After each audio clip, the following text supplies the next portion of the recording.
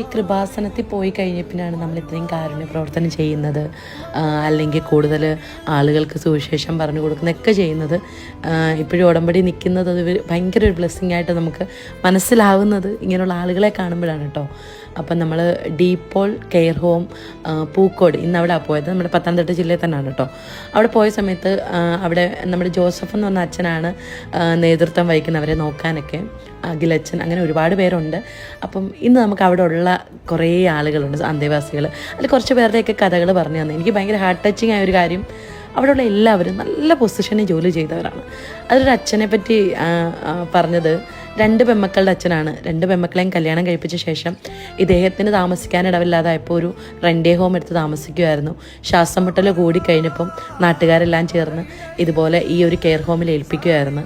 അപ്പോൾ അച്ഛൻ പറഞ്ഞത്, മക്കളെ ഒരിക്കലും കുറ്റം പറഞ്ഞില്ല, പറഞ്ഞത് ഇത്രയേ ഉള്ളൂ, അവരുടെ ഹസ്ബൻഡ്സ്മാർക്ക് എന്തെങ്കിലും ബുദ്ധിമുട്ട് കാണും, അതുകൊണ്ടായിരിക്കും, എങ്കിലും സാരമില്ല, അതാണ് പേരൻസ്, നമ്മൾ തള്ളിക്കളയാൻ പാടില്ല.